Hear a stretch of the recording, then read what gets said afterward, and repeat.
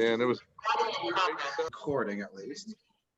Press got it on your computers if you haven't done so already to get rid of those things. Hello, Bernice, Richard and Ellen, Edie, Jay and Barb, Beth and Cy and Harold and Betty and Phil and Terry and Alva and Sheila and Bob and Carol and Neil. Welcome to, well, I'm not the welcomer. I'm going to make Neil be the welcomer. Okay. But you can read your chat box. Are you taking attendance? I'm just welcoming you. Thank you for being here. we're way past the take attendance point in our life. So Neil, do you want to start us off? Yeah, I'll start off real quickly. Hi, everybody. Hold on. Let me get a little closer. Hi, everybody. Thanks for coming tonight. Jake, again, I really appreciate you giving us all this time. Well, tonight's the 6 Day War. Spoiler for everybody, we win. Jake, it's been a busy week since we talked to you last, because we visited where the plantation house for the Whiskey Rebellion was on Wednesday. I bet you didn't know that America's first revolution happened only miles from here. So, but now we're back to 6 Day War, big victory. So Eddie, I think that's everything. And then next week is the Yom Kippur War. And with that, I will let you take it away, Jake. And again, I appreciate everybody coming. Thank you. As I've been doing for the previous two lectures, and I'll continue tonight, I try to set the scene a little bit. For a war that only lasted 6 days, the amount of stories and angles about this war could go on forever. So I'm trying to use the theme for this night being some of the things that you may not have heard before. Obviously, I'll be hitting some of the things that you have heard before as well, but I really want to focus on some of the things that I think, not just because they're not as well known or talked about, but because I think they're very important for today. There's no, there are hardly any facts in any story that don't have importance. But I really want to focus on some of the things that are important for today, especially when you remember that a big part of what the Jewish, the pro-Zionist, the Zionist pro-Israel community, both Jewish and non-Jewish in the United States, need to do is to take control of the narrative back again from people who are deliberately muddying it, deliberately misrepresenting it. And that's why I want to focus on some of the things that I think will be very helpful in making things clear about what our history is. And when I say our, I mean American, the United States, with Israel, and where that all comes into it. Now, one of the things that I made very clear in the previous two lectures about the War of Independence and the Sinai Campaign is that not only did the United States government not supply Israel with any defensive weapons or defensive aid, there was a ban on it. And while I think there were definitely some folks at the State Department who cheered that policy on and maybe even pushed it because they were anti-Israel, anti-Semitic, that really wasn't the main reason. The reason was a not so far-fetched decision in the wake of nuclear bombs being dropped on Japan and the fact that we knew that the Soviet Union had them as well. There was an understandable caution in allowing conflicts that could spiral out of control to happen in the first place. And the United States was always hoping that they could avoid that. So that's really the policy of President Truman and then President Eisenhower.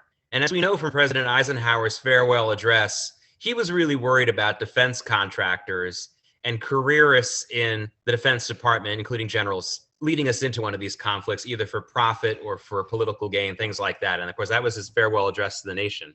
I don't think that was specifically on his mind in 1956 or before that as much as it was in 1960.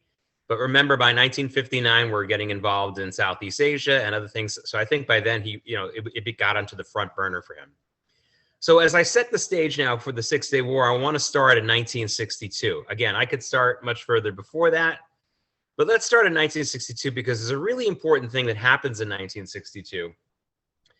And this is our first link.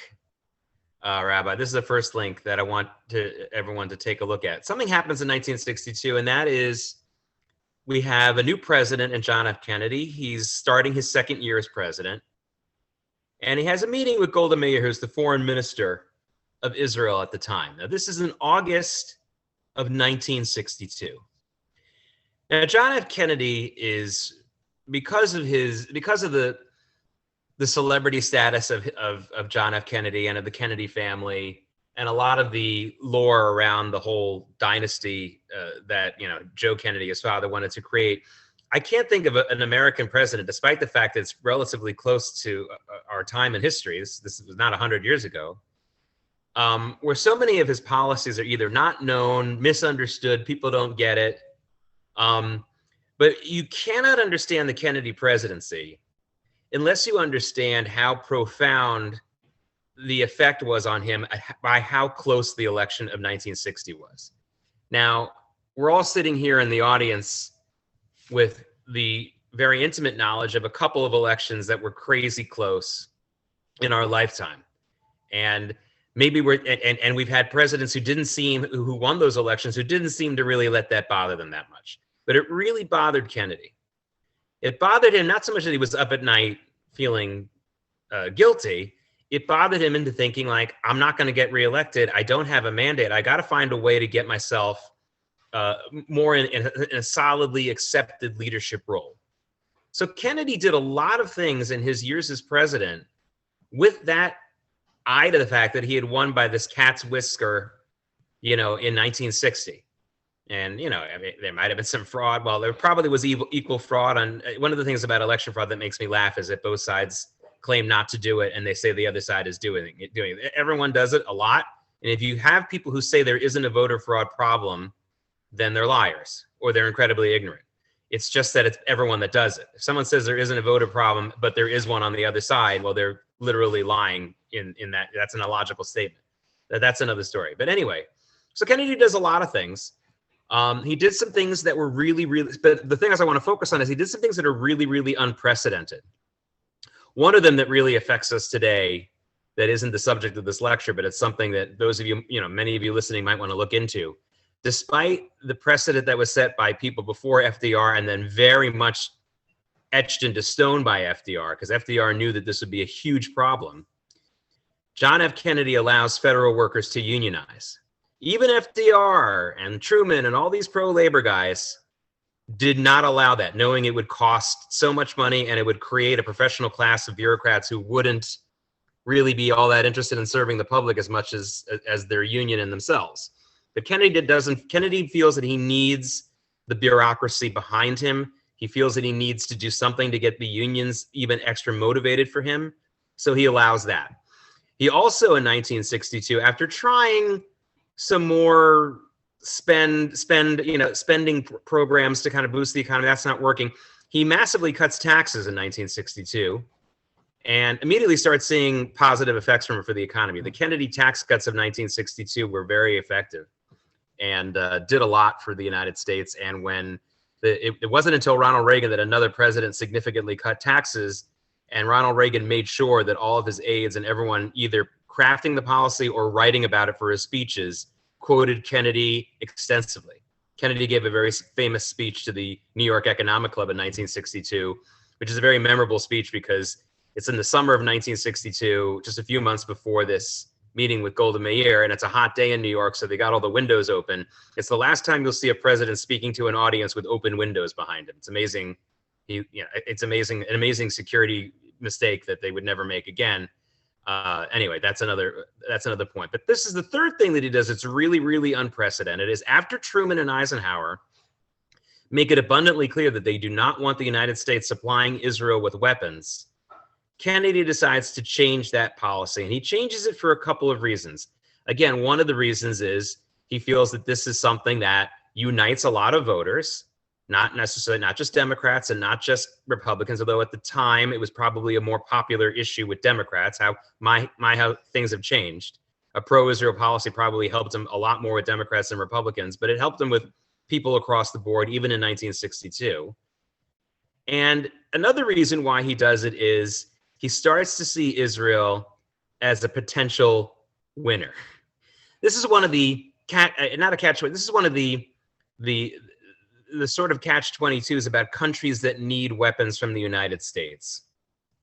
You can only really get them if you can prove that you're already strong enough and maybe you don't kind of need them. It's hard to explain if I only use those terms. But for example, what we're seeing now with Ukraine, it's Ukraine's ability to keep this war going and keep Russia kind of a little bit on its back foot here and there that's making it easier politically for the United States to spend all this money and send them all these weapons, which, by the way, aren't being accounted for, and it could be a huge headache in the future, but let's hope that turns out okay. But if it looks like you're going to be a loser and you're just going to go down with the ship with the weapons, the United States doesn't like to, supply you so much, even though you might really have a just cause behind you and you might really be a great country. But they don't want to send their weapons to a place where they're just going to, where it's not going to help. And that's the opposite policy that the Soviet Union has. The Soviet Union doesn't seem to care. The Soviet Union knows for a fact, certainly by 1967 and probably by 1962, that a lot of the Arab countries and a lot of countries all over the world that they're sending their weapons to are not being really used very well. They're not really they're not being given to militaries that really kind of know what they're doing. Leading to the old joke about how Russians come to teach the Syrians how to fly the MiG jets in the 1960s, and they leave after 2 or 3 lessons, and the Syrians say, wait, you didn't teach us how to land them. And the Russians say, don't worry, the Israelis will teach you how to land them. So they didn't really care. This continues from, it's actually a very sadly a continuation from the Tsarist Russia and now to post-communist Russia, where it's not so much a goal to help anyone as much as it is to wreak chaos. They're just looking to keep chaos going all over the world. And if that means the people don't know how to use their weapons that well and they're going to lose a war or whatever, at least they caused a lot of chaos, which is what they wanted to cause for the United States at that time. So Kennedy sees Israel, especially after their good performance in the Suez Crisis militarily, it was a political, not such a great political victory for them, but militarily it was quite impressive. And again, that, as I said last week, it really, really differed from what you saw in the War of Independence, where there really wasn't much of a offensive type of strategy. But this was the first time Israel saw that they had, and that was my teaser from last week, that Israel learned from the Suez Crisis that they could launch preemptive strikes successfully, they could launch offensive strikes into enemy territory successfully. And it wasn't just the Israelis who figured this out. Obviously, the United States does also. And so John F. Kennedy decides he's going to relax this ban on American weapons that can be sent to Israel. Of course, the catch is it's not a lot of weapons. And the other catch is that these weapons actually, in particular, from the point of view of the tangible weapon, actually didn't play much of a role in the 6-Day War at all. But in 1962, Golda Meir gets President Kennedy, who had been a little bit hemming and hawing. He had said he would send Hawk 2 missiles, which are anti-aircraft missiles that look like little drones now. This is the second link now, Rabbi, that you can show. He agrees to send Hawk 2 missiles to Israel. These look almost like model airplanes when he pulls them. I know he's got a smaller computer. But what's important to remember from this change in policy is the symbolism of it and how it has a lot of, it really adds to Israel's optimism about the future. You scroll it down, you'll see it kind of looks like a little plane, and it is a surface-to-air missile. Now, I'm sure that some of you can understand why surface-to-air missiles weren't really much of a factor in the 6-Day War. And of course, the answer for the Israelis, of course, the answer is the enemy air force was knocked out before any of the real fighting started, which we'll talk about in a minute. So there really wasn't a need for, thank goodness there weren't a bunch of enemy jets and bombers flying over Israel that needed to be taken out by the Hawk 2 missiles. But like I said, it was more of a shot in the arm and an optimistic feeling. And Golda Meir, by the way, got her feet wet here as someone negotiating with American presidents. In 1962, when she met with John F. Kennedy, she played that role. I mean, she seemed to already know by then that the American news media would play up the image of the old Jewish mother going to the young whippersnapper and reminding him that he has to do something nice for his mother, which was the image that she even was able to project onto somebody who wasn't so young and glamorous like President Nixon and President Johnson before him. But she kind of played this role. I mean, she was very good at, she had been a fundraiser before the state of Israel was established. She knew how to play these kinds of games. And she kind of shames or, mothers Kennedy into making good on this promise that he had made earlier.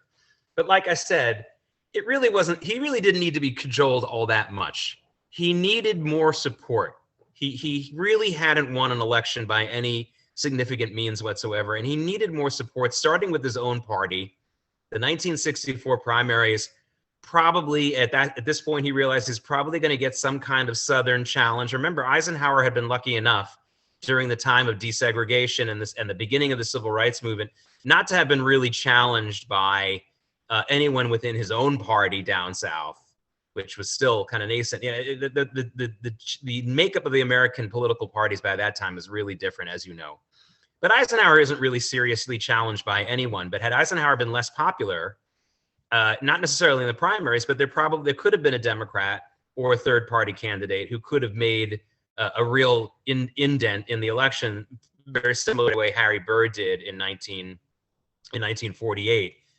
When he almost made Truman a loser. So those are the kinds of things that were on Kennedy's mind. And he's trying to find a way to get some support, starting with his own party and then moving on. So that's an important stage that's set from the American-Israeli standpoint.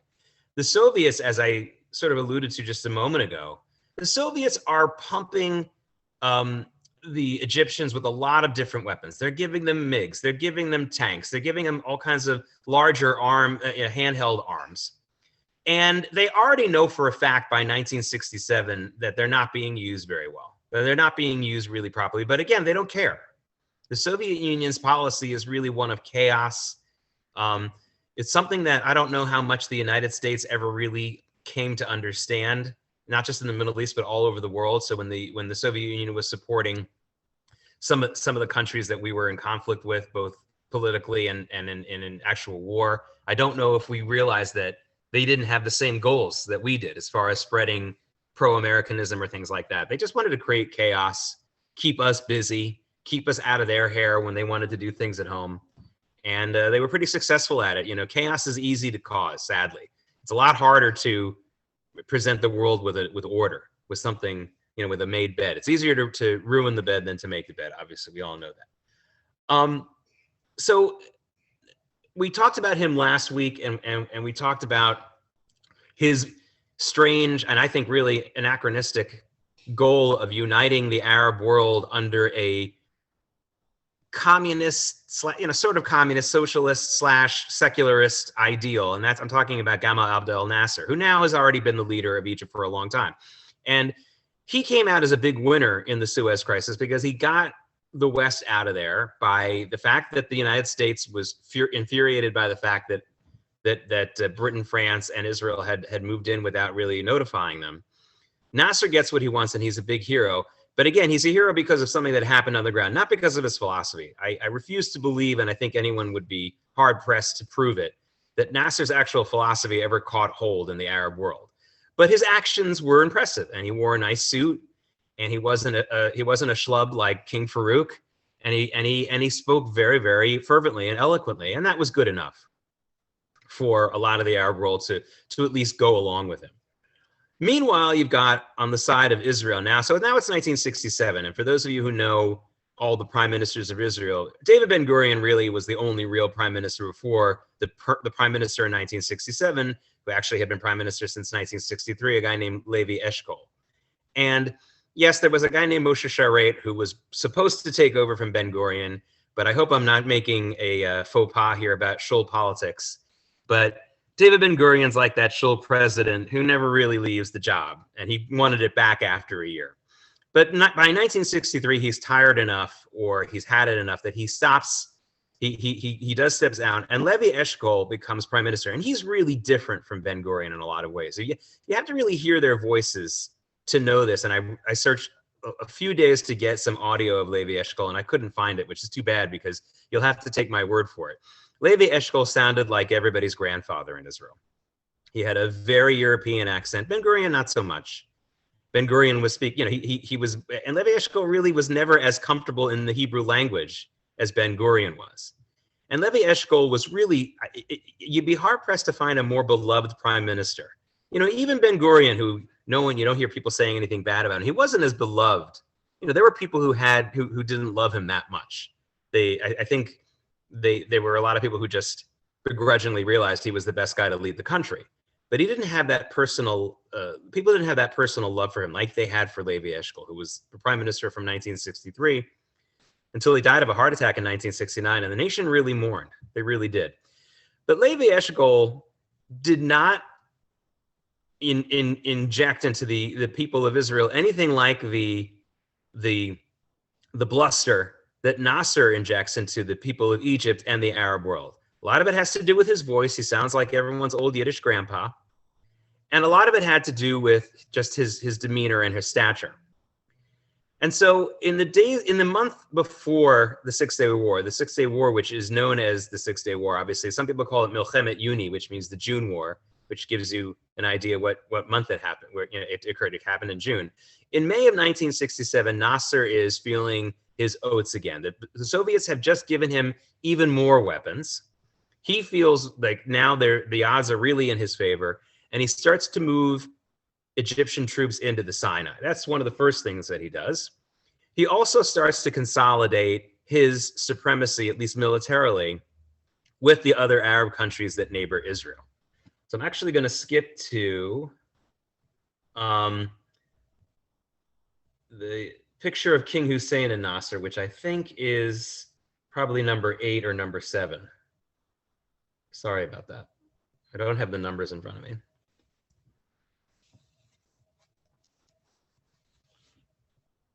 Yeah, if you scroll down, that'll come up. Sorry, we got ads. Okay, there. So this is a picture of the meeting. Now, a couple things about this picture that are interesting. One is King Hussein on the left is wearing a military uniform. He rarely wore a military uniform ever again after the 6 Day War, but he liked to wear a military uniform, and it was very British. You could see that little eagle on his left chest, on the left side of his chest. The Jordanian army had a lot of them before 1948 had been trained by the British Army. By 1967, there's not a lot of Jordanian army people who still have that training, but he's wearing a uniform that's very similar to a British uniform on purpose. And then you see Nasser on the right. Now, if you remember the pictures from last time, 11 years earlier, he's a thinner guy. In this picture, Nasser has really only 3 years to live. This obviously wasn't well known at the time, but he died of I believe it was brain cancer, but he's already pumped up on steroids. He's got, they don't really know what's wrong with him at this point. He speaks a really good game on the radio, and he's certainly pushing a strong policy. But this is a much younger man than he looks like in the picture on the right. So it's just so you know, he didn't live more than 3 years after this picture.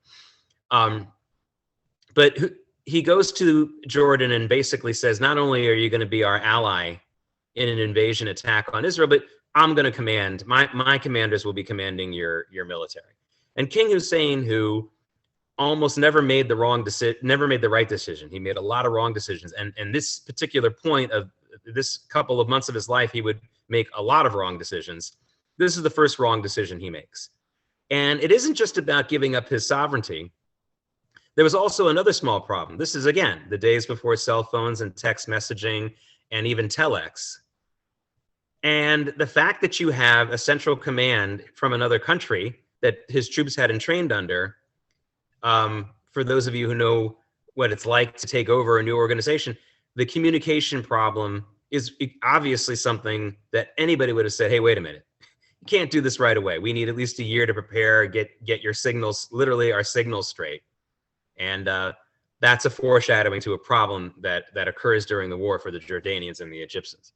Now, again, I'm going to go a little bit more quickly. I'm not going to do a blow-by-blow of the war, but obviously I want to make some of the highlights here. And what's really interesting here as the war actually begins is the fact that I think the two major themes here are surprise and really good luck.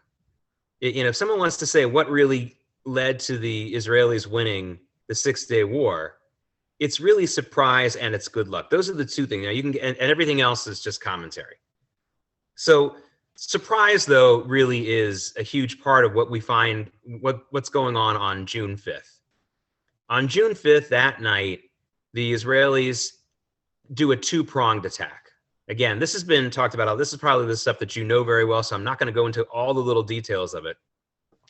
But what they do is they attack the Egyptian Air Force on the ground with their own jets. And again, this is not with American jets and not with American weapons, because all they've got are those Hawk 2 missiles, right? And that's not for use from jet to, from air to ground. And you don't load up your fighter jets with those missiles. Those are on the ground to shoot at planes flying above. So they're still using the Mirage, the Dassault, the French-made Mirage 3, which is really almost all the Israeli Air Force are Mirage 3 fighter jets.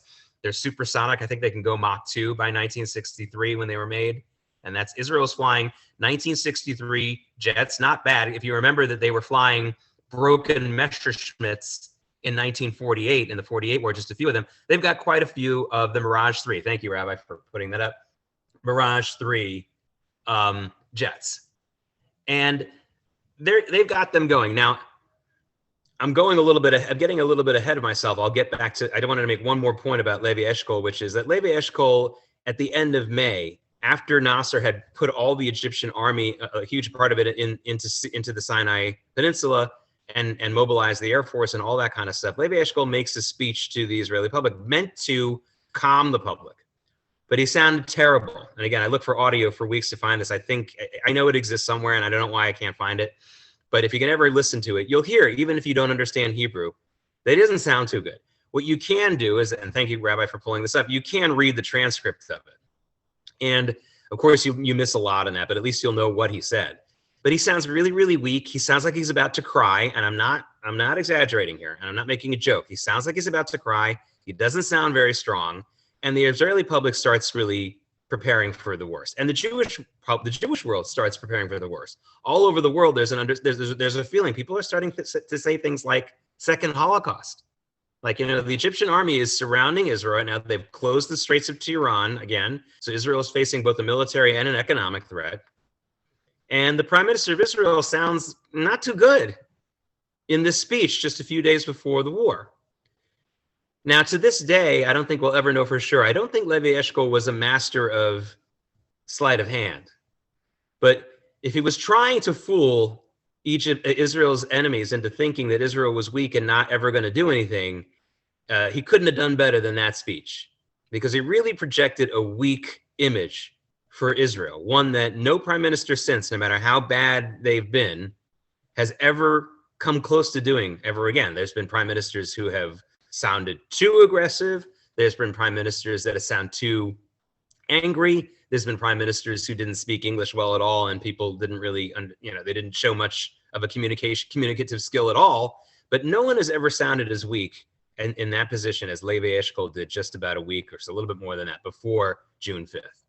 So again, I'm sorry I got ahead of myself.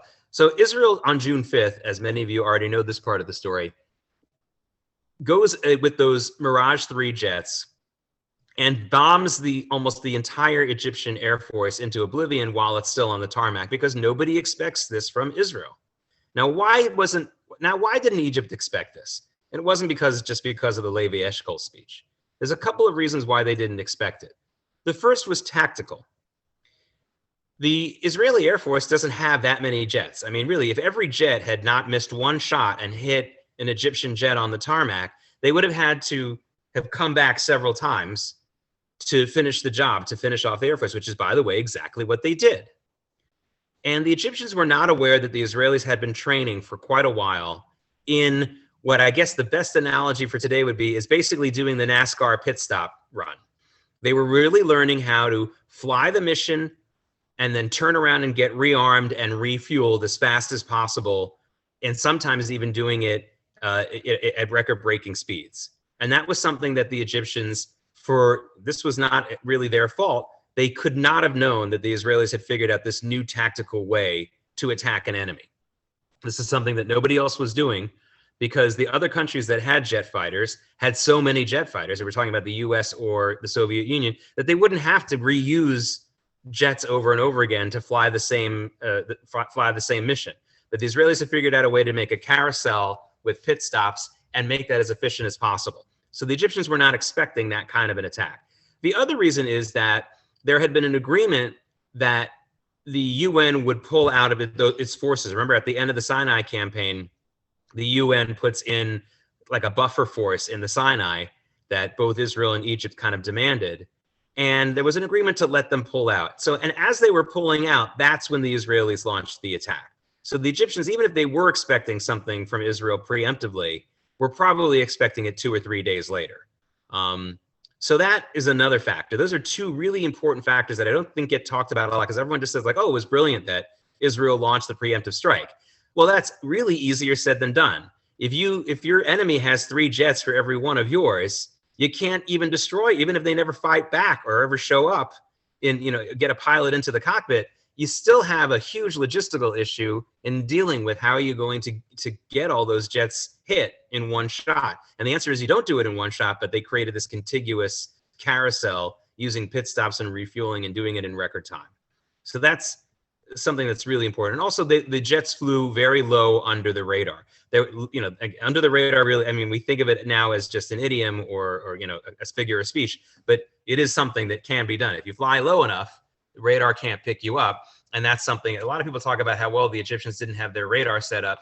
It's actually irrelevant. Even if their radar sites had been prepared, the Israelis were flying lower. They weren't expecting. They couldn't bank on that happening. So that's one part of the story that you don't hear. And again, it's surprise. And I would say here, not necessarily, this isn't one of the good luck stories. Yes, it's fortunate that they had trained on this refueling carousel. But that to me is probably, of all the tactical things that Israel did in the 6 Day War, including the stuff that they did on the fly in all the 3 major theaters of that war, the Sinai theater, the Jordanian theater, West Bank, and Syria, this to me was the most brilliant thing, to come up with this way of getting the most out of your jet fighters and making up for that and making sure that a preemptive strike actually was definitive. So to me, that's one of the few examples of not good luck, but it certainly was but fortune and good luck can be 2 different things. So it worked really well. I want to focus now a little bit on Jordan. And again, with that picture that I showed before of Hussein and Nasser. So as I was alluding to and foreshadowing before, you had a problem of communication, which anybody in their right mind, whether they were militarily experienced or not, certainly someone in business would understand. If you have a new management coming over and taking over a large enterprise, you're going to probably have, the first thing you need to understand is, how are we communicating here? How are we going to make sure that we know what's going on? And of course, you have an added wrinkle to this in the fact that the Egyptians are really, really good at radio propaganda. Well, they're too good at it. They lie so much all the time that it's hard to tell, even if you're on their side, even if you're a high-ranking official, what's the truth. For years, Egyptians, during the time of war between Egypt and Israel, were desperate to listen to Israeli radio because they felt that's where they could hear something that was true. And these weren't just run-of-the-mill people. These were wealthy people in Egypt. These were the generals. If they really wanted to know what was going on, they needed to listen to Israeli radio, which just goes to show how messed up all of that stuff was. So in the hours that the Israelis are wiping out the Egyptian Air Force, the Egyptian radio is broadcasting that it's the other way around, that the Egyptians they're really killing the Israeli forces, and the Jordanians see all these jets flying, and they think that it's the Egyptian Air Force that's flying all these continuous missions. And so now they feel emboldened to get a little bit more into the war.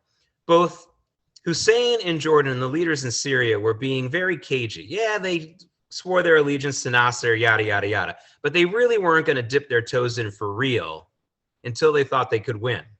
And both Syria and Jordan are misled by crazy Egyptian propaganda into believing the opposite of what the reality was, and they both get involved in the war a little bit. So that, to me, is a huge example of good fortune. They believe their own BS, and because of it, it gave Israel a tremendous advantage over people who didn't really know what was going on. A similar thing this isn't about propaganda so much, although that happened in the second Gulf War, but in the first Gulf War, what was really interesting is, so the GPS that we all have now in our cars and we use on our phones, that was only military property in 1991 during the first Gulf War. And one of the things that both the British and the American forces couldn't believe was that when they had GPS, even though they were fighting people who supposedly knew their home terrain, the Americans and the British knew the terrain better than the Iraqis, their own home country. So to me, this is similar to what I'm talking about now, which is these people, the Israelis knew the reality of what was going on to their enemy countries much more than their enemies did, which is a huge deal there. And that was a huge part of the winning of that war. And that to me was probably one of the most fortunate things. So because Jordan gets involved in fighting, there's two aspects of the war with Jordan that are interesting. One is Jordan did have a military. As I said before, a lot of them had been trained by the British. And while the direct trainees under the British probably weren't very numerous in the Jordanian army by 1967, there were people who, they were the direct descendants of those people. There was really only one degree of separation between them and those British trained forces. So they did have air defenses, they did have radar, they did have missiles, but the Israelis are able to find out where they are pretty easily. They're able to take them down. And as we've learned in subsequent years, this is not something that we knew in the 1960s or 1970s and probably into the 1980s. The French had been developing a missile that was not known to the wider public. And by the wider public, I mean like the defense experts and the spies, called I wish it had a fancier name and I wish I had a picture of it. It's called the L missile. Well, the L missile that the French supplied the Israelis with was very, very helpful and really, really made a major difference in knocking out Jordan's major military infrastructure. But there's still one more problem, which is, of course, the Jordanian army that is embedded and has fortifications in what is now, what was then also the old city of Jerusalem. And here again, there's a little bit of fortune involved. Now, again, I'm not going to get into the street by street fighting because that is very much that would be a whole different lecture. We could just talk about that. We could have several lectures about the street by street fighting that made the difference in that part of the war. But I wanted to focus on the fortunate part of it, which is that on June 7th, even after Israel has already engaged the Jordanian military in Jordan, Levi Eshkol really doesn't want to get involved in a hand-to-hand combat street battle where also some of the antiquities of the old city, like the walls and some, it could be destroyed. He doesn't want to do that. So he calls King Hussein and tells him, look, if you guys don't attack us from the old city, we'll stand down.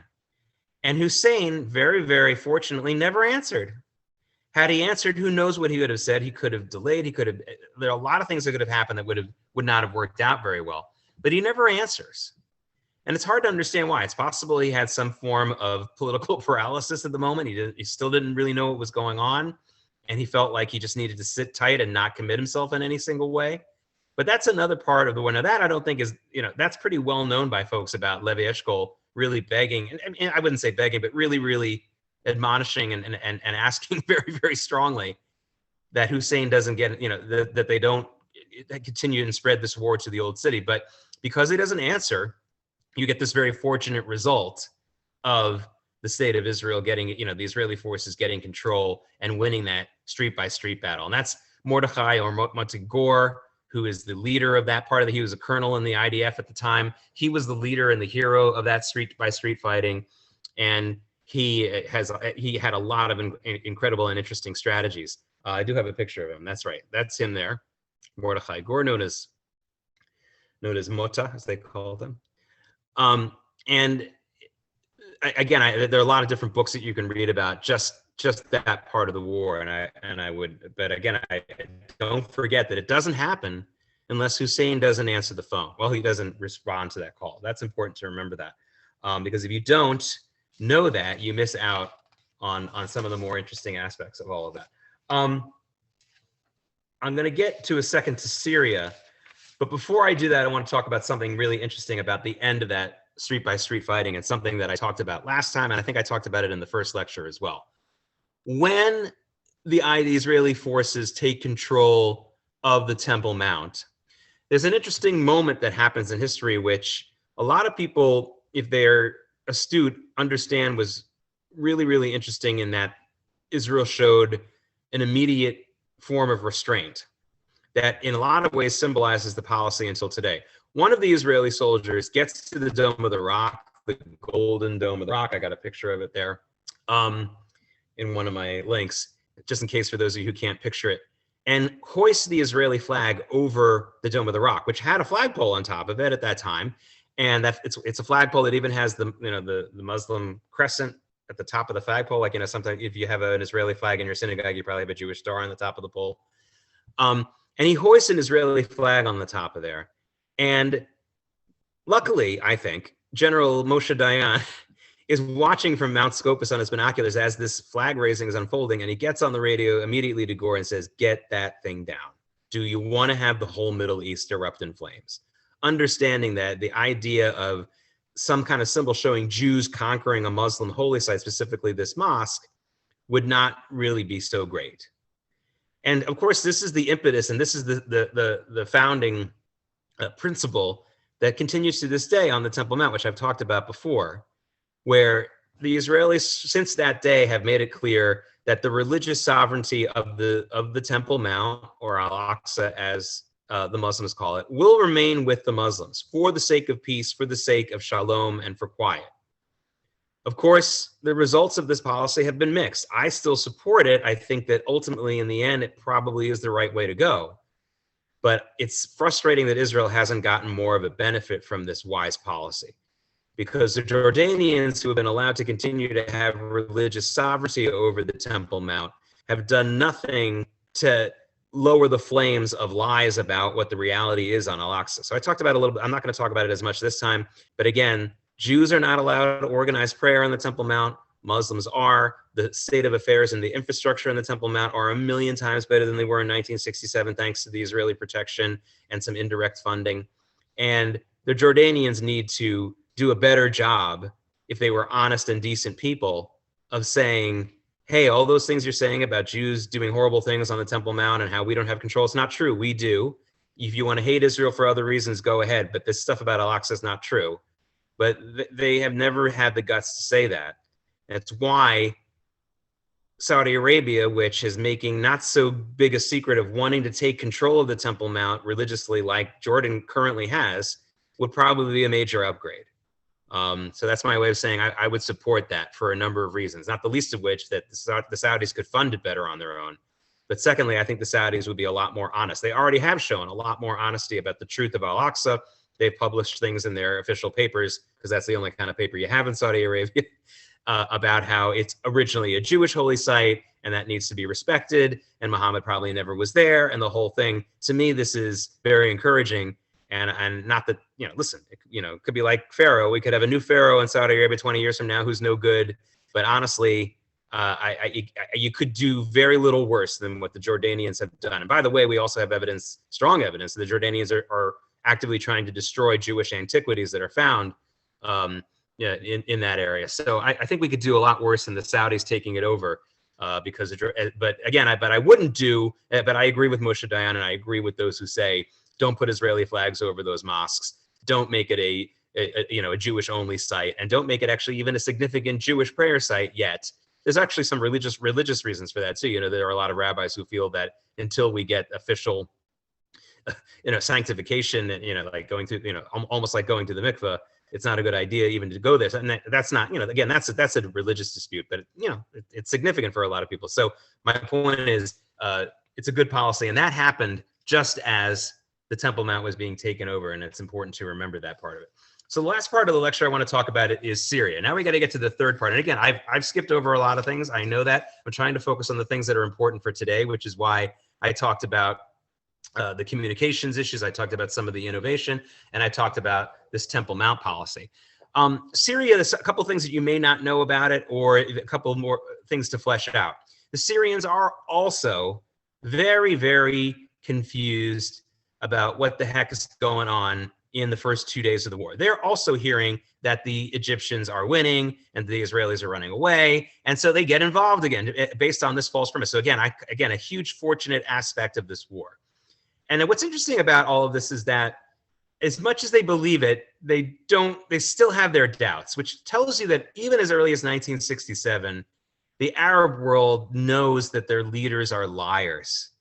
And they know that. Now, the problem is, and some of the things that continue to frustrate me is that I have yet to speak to someone from many of these Arab countries. And by these countries, I really mean right now, places like Syria or even Iran, who won't tell you that their leaders are liars. And then I asked them, well, couldn't it also be true that they're lying about Jews and Israel? And they're like, no, that's real. They lie about everything else. They say 2 + 2 is 5, but the stuff they say about Israel, it's so frustrating. I mean, don't they see that, it's fruit of the poison tree, that they can't trust anything that they say, especially stuff that they're staking their lives on? I just wish that were more the case. I mean, this is true, for example, of a lot of Arab Christians. I mean, the Arab Christians of Lebanon, or Arab Christians in other parts of the world, like, don't they see that like the Israelis are the only ones who are going to make sure that they continue to have their religious freedom in that part of the world? Don't they see that that they were slaughtered? I mean, a lot of people talk about the Lebanese civil war. It wasn't a civil war; it was an invasion. It was an invasion of Palestinian terrorists from Jordan. These weren't people who were living in Lebanon and always hated each other and suddenly decided to kill each other. That's not what it was. So it's frustrating. But the Syrians get involved as well. But the interesting thing is, while they're a big bust, just like the Egyptians, the Jordanians are in any kind of offensive action, the Syrians, one of the things you may not have heard, is despite the fact that we had fantastic intelligence, and here I want to show the picture of Eli Cohen.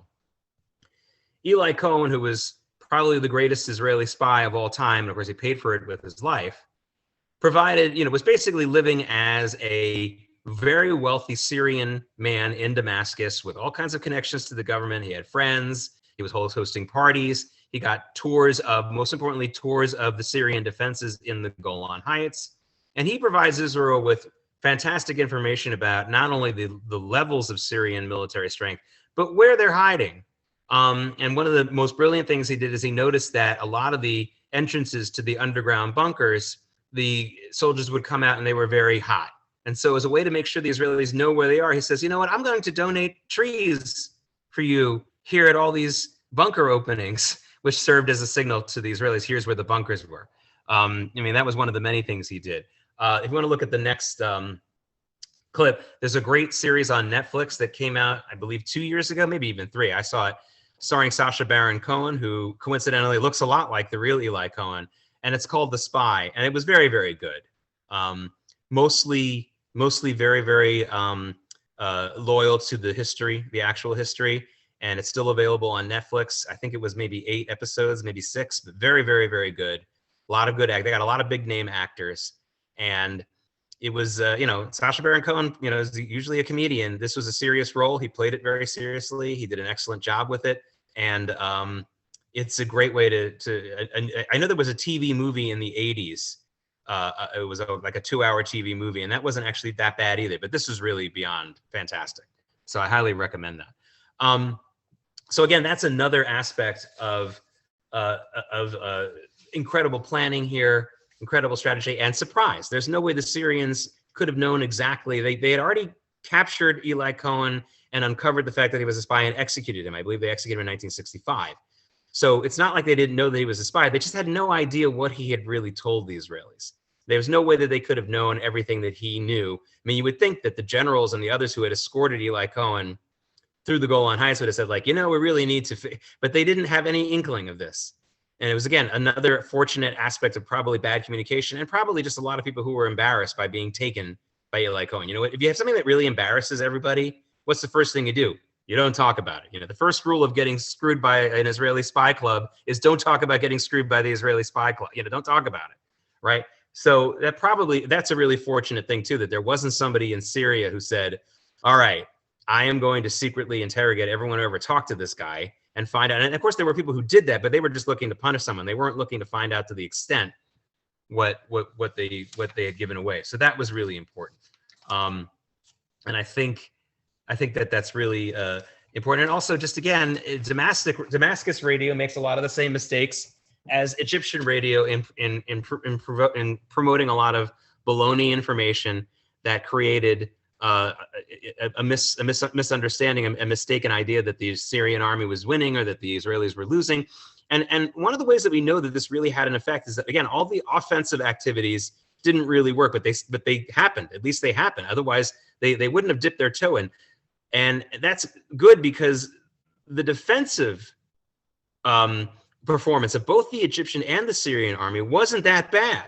As decisive a victory as it was for Israel, when they weren't making these half-hearted offensive movements based on what they kind of knew were lies anyway, but they had to do it, when they were dug in their own positions, both in the Golan Heights and in the Sinai, they incurred some heavy casualties on the Israelis. Again, nothing compared to what the Arab army suffered.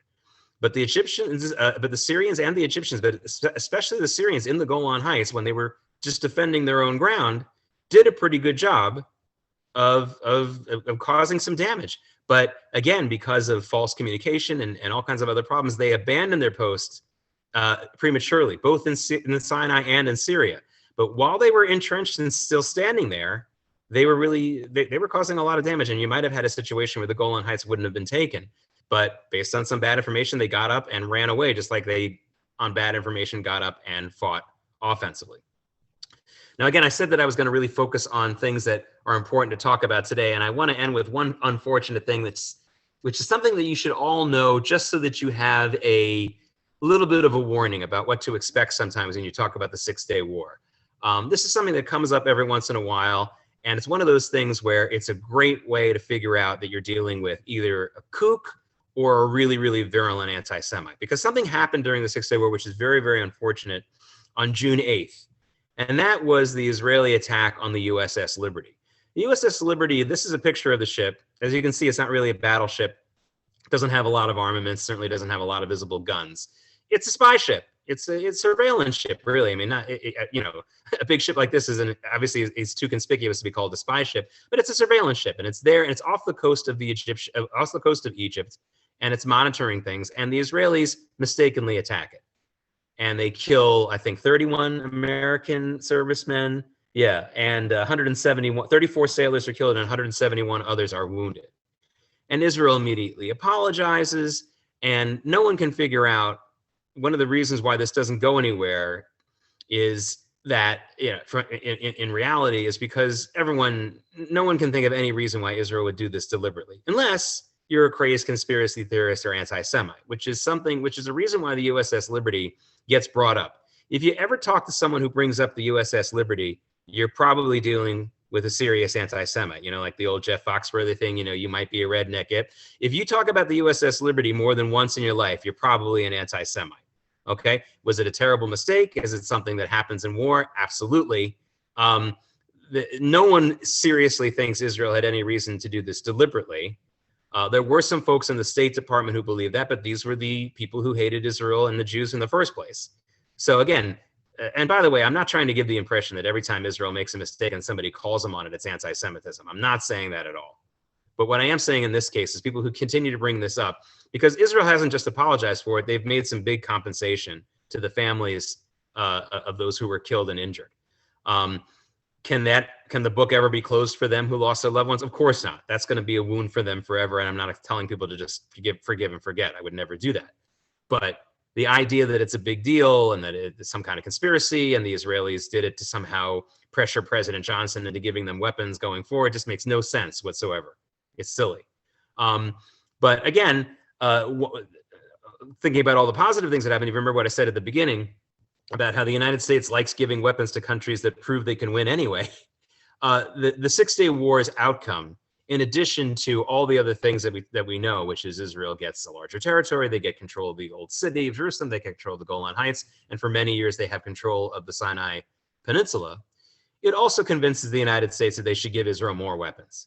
Nothing succeeds like success. You got to have money to make money. Think of all the cliches that you want, but it's true. Israel proves that they can do good things with weapons, and the United States figures that they'll start having some strategic interest in giving Israel weapons.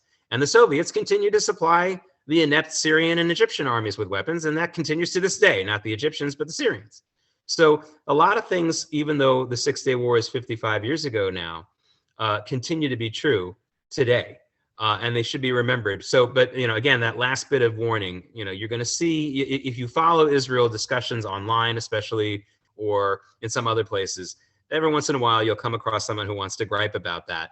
And really the answer is Israel apologized, Israel made compensation, and nobody in their right mind thinks Israel had any reason whatsoever to do this on purpose. And if you think that's the case, you're probably a Jew hater or you're nuts. Either way, no point in continuing this conversation. The only good point to engage at all is just to let people who might be listening know that Israel apologized, Israel made compensation, certainly doesn't heal the wounds of a lost loved one, of course, but what else can be done? Not much. So now I'm certainly willing to open it up for questions and any or comments or things that I missed.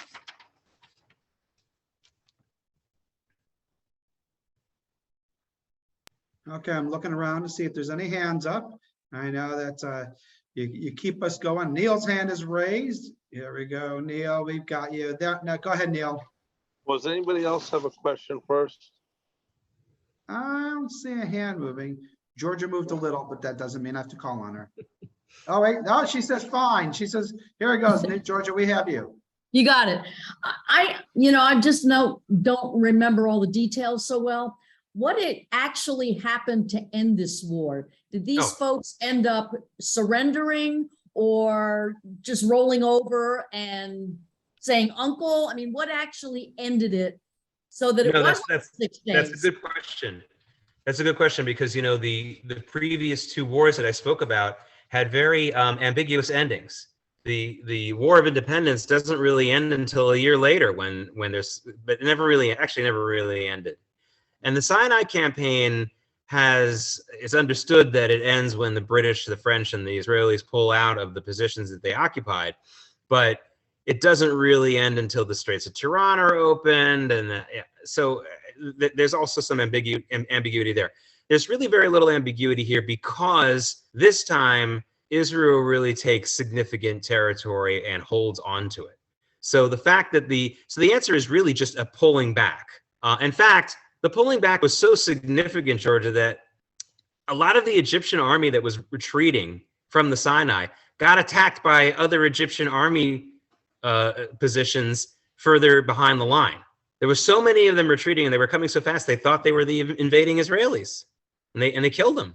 There was a lot of friendly fire deaths among the Arab forces, and the same and so all of that. And then of course King Hussein's another example of, again, he makes decisions and then he backs away from them. He kind of asked for an end to the fighting there and said he wouldn't push things forward. So you had a definitive end there. And of course you have a complete abandonment of major armaments and fortifications by the Syrians in the north, so much so that you can tour them today. If you go to the Golan Heights, they'll be happy to walk you around all those fortifications. You can walk around them. They were so quickly abandoned. So that's, and to the point where they just couldn't come back. So that's the answer. That there wasn't a major armistice signing like you have at the end of World War II on the USS Missouri. You don't have that, but you have the most definitive end to a war for the most part. You did have a big armistice signing at the end of the Yom Kippur War on a very cold night in the Sinai under a bunch of tents. So you did have that, but up to this point, this is the most definitive end to a war.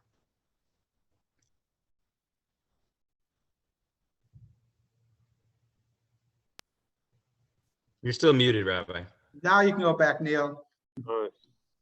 I guess a couple questions. One is, what does Israel do that's so effective in its training of its soldiers that they're just such better fighters? Well, a lot of it has to do with democracy. Not only do democracies, when they do decide to mobilize and have an army, does it work better? For some of the reasons that I've already mentioned. There's if it's a functioning democracy, you certainly hope there's less disinformation. When you go into a military with already the cynicism that your country and leaders have been lying to you, really lying to you, not just like American politicians, I love kosher food and Doritos are my favorite food when you go to the Latino community. I mean, not that kind of lying. I mean, serious lying, like the sun set, that 2 + 2 is 5 and we're a great country and all that kind of stuff. It doesn't really bode well for the morale and for the strength of an army. There's some other aspects of it also, not the least of which is that in a lot of these Arab countries, they continued the ugly British and French traditions of only letting aristocrats or wealthy families be in the officer corps. And whereas the Israeli army for a long time had, for lack of a better word, a little bit of a nepotism elite problem in the officer corps, it was the families of some of the elite early labor politicians who had inside tracks to officers' roles in the army. But that was never as bad as it was in some other countries by far, and it's long over. The real shot in the arm that the IDF has had in the last 30 years has come from religious, not super religious, just small yarmulke wearing guys who've come into the IDF with a very, very strong belief in the idea of the land of Israel, and it's rooted in reality. I'm sure that there's people who joined some of these Arab armies with great beliefs in Arab nationalism and all that kind of stuff, but it wasn't rooted in reality enough for it to work. You know, it's got to be real, and you got to have some feeling. You know, you can have a football team that really has the greatest morale on the field, but if you're 300 pounds smaller than the offensive lineman, it's not going to work. Okay, so it's got to be rooted in reality, and you have to have some morale. So those are a couple of things. But you know, for a more modern answer, and this wasn't necessarily true in 1967, Neil, that I say this all the time to people. Don't ever let anyone tell you that I never say anything bad about Israel. I've always felt that the universities in Israel have underperformed. They should be better. It's a Jewish country. I'm sorry to be stereotypical, and there are a couple of really good ones, but they're not good enough. The fact is that Israel's success economically and technologically is because of the IDF. The path to success in Israel runs through the IDF for a lot of reasons, not the least of which the technical training, but also the camaraderie and the time that you spend with other people who are decently educated, and you need to be able to work together with them. And you're not just because they're your friends or your cousins or you were part of the same aristocratic class. It's because you're put in there for different abilities. And you're assigned to particular divisions based on your abilities. So this is all about efficient management. This is really less of a military discussion, Neil, as it is about effective management and knowing who your best your best team players are.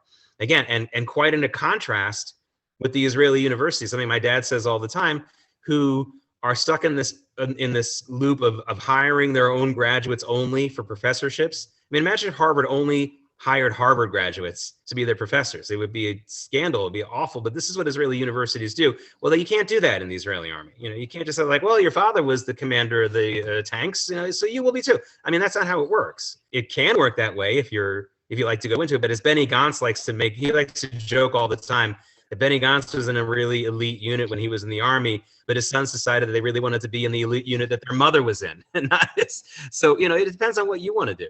To me, that's one of the things that really works. And for those who are deliberately not joining in the army, whether they're really religious or whatever other reason they have, are really cutting themselves off from a lot of things, economic, social, cultural. It's a big mistake. And as these yarmulke wearing officer corps of the army, it proves you can be religious in the IDF and not have a problem. You also comment after the 6 Day War. Wasn't that really the beginning of the rupture with Russia for Egypt?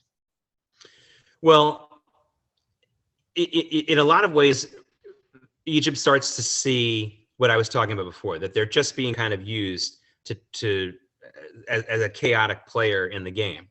Now, what Sadat really understands is something really interesting. It's not only, so by the time Sadat becomes the leader, you're right. The Egyptian leadership is already understanding that the Soviets don't really have their best intent. Not that the Egyptians ever really believed the Soviets were great Egypt lovers, but they're realizing now that they're quite menacing, that they're not the friend that they want to have. And Sadat already has that. And then Sadat's second great revelation comes after the Yom Kippur War, when the United States supplies Israel right away, is that he realizes you're never going to get Israel and the United States. You're never going to divorce those two. And when he realizes that, he starts to realize the best thing we can do is also get onto the United States' good list. And for all the money that Israel gets in loans to build their defense, Egypt gets the second most because Sadat understood that. So, of course, the answer is yes, Neil. But what's really, really interesting is that it takes another 6 years for Sadat to realize that if you're going to divorce one, you've got to marry the other. It's amazing he didn't realize that right away. The Yom Kippur War was really so avoidable for a lot of reasons, not the least of which that Israel was warned very specifically about it from an Egyptian defector who told them all about it, and they didn't really act on it properly. But it also should have been avoided from the Egyptian side. Sadat was not a dope, and he really should have realized that you can in a world like the Cold War, where it's one or the other. He should have realized you can't just separate yourself a little bit from the Soviet Union, or even a lot, and not go full hog into the other, the arms of the other party. Michael Mokotov, do you have a question? Yeah, I did. I was curious about that spy, Eli. that you talked about. How soon after he divulged some of that important information to Israel did Syria capture him, and how did they find out about it? And how soon So after they was found it? out about him because there are always people in a government who are more efficient than others or more effective than others. And while Eli Cohen played the politicians and the generals really, really well, because again, as I was saying before, in a lot of these countries, being a general wasn't because you were the greatest tactician. It might have been because you were from the right family or you had enough money. Eli Cohen knew how to play that game really, really well, despite the fact that he was never a wealthy person himself, but he knew how to pretend like he was very, very wealthy, and he did that very, very well. But the people who really were involved in security were always suspicious of these kinds of things. And they had started to basically drive. I mean, I can't remember what make and model it was, but it was a van, probably very much like the VW microbus vans that you used to see in the 60s. They were driving a surveillance van around the streets of Damascus because they really felt like they had seen some it was actually a technical glitch. They were seeing some lights flickering and things like that every night, and it was because Eli Cohen was using Morse code and tapping out on a telegraph, and it was causing some electrical disturbances. And so they got a little suspicious, and they started driving a van around that had all kinds of wires and stuff on it, so they could figure out where some of these transmissions were coming from. That's how they found him. But he was really, really good at, as you know, there are a lot of Jews who grew up in Arab countries. And so he spoke Arabic extremely well. And they had great backstories for him. They did a pretty good job in the Mossad having him tell the story of his parents who died in a car accident. And they even went to the furthest detail of making sure he knew what row and part of the cemetery his parents were buried in Argentina or wherever it was that he supposedly half grew up. So they could check on it. So they did a very good job with it. It was just a case of actual technology betraying him. They were starting to see some technological glitches in the power grid in Damascus. And that's how they were sort of, like, for example, like the people were watching a national soccer game and the TVs were getting near Eli Cohen's apartment were showing a lot of interference. And somebody realized there must be some kind of transmission going on. How soon after that he was captured was he executed? Very quickly. They had him in custody for a short time. They brought a rabbi. The Syrian community still to this day, there are still a few Syrian Jews, but in 1967 there were a lot more, and they had the rabbi come in to basically get his confession. By the way, that's a Jewish tradition. Confession in the Catholic Church, like we created that. But it's supposed to be a deathbed kind of thing. We call it vidoy. The rabbi can talk more about that than I can. And they tortured him. They tortured him as well. But it was a brief period, and they hanged him publicly in Damascus, and they let his body hang publicly for quite a while. And Eli Cohen's wife is still trying to get some of his personal effects from the Syrian government. They're still trying to do that. 55 years later. Thank you. Okay, how we doing? We looking good? We ready for next week, Neil? Here, I'll unmute you. There you go. Yeah. So next Monday, same time, same place, different war. But I definitely remember when the Yom Kippur War started, because I remember where I was. I'm sure everybody else does. You were in the Chinese restaurant. No, I wasn't. We were in synagogue. I remember going to synagogue. We heard it.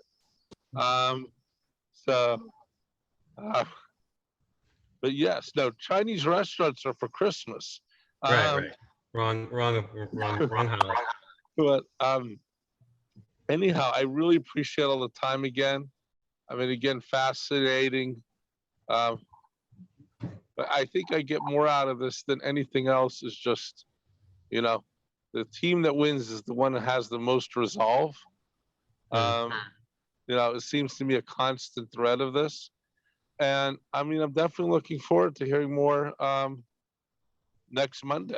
And again, I think also politics and military, as much as we think that they mix, they really don't mix. And again, I think in my first lecture, I really urged everyone, and I'll say it again, read the book Rant by Ron Chernow. If you really want to understand how political generals and generals who worry about their political stature are absolute poison to a military, you really got to read the story of Ulysses Grant and how he rose amongst a bevy of generals who were more interested in their portraits and in their political aspirations. And this was very true in the Arab world 100 years later. Literally 100 years later, this is still going on, and in the Arab world, where the generals aren't really, they get where they are not because of their abilities, but because of their connections. And I believe that in the United States military, we've had a strong politicization of our generals just over the last 10 years that we did not see before. I mean, I think it started with Wesley Clark, and it certainly happened during the last administration when a lot of generals decided to really become outspoken politically in a way that is just really, really unhealthy, no matter whether you agree with their positions or not. That's not the point. The more political your military is, the worse it is. And I mean political with the big P, meaning the actual political parties, or political and worrying about how they can get some kind of power that doesn't have anything to do with ability. And Israel must continue to remain vigilant about this, because like I said, there was a period of nepotism in politics in the Israeli army that almost really, really hurt the Israeli army permanently. But I think they've overcome that for now. They need to remain very vigilant about it, because I don't like what I'm seeing in the United States military right now with our generals, and I'm certainly not impressed by what I see in a lot of foreign countries. Even to this day, you don't see a lot of great military tacticians and that kind of.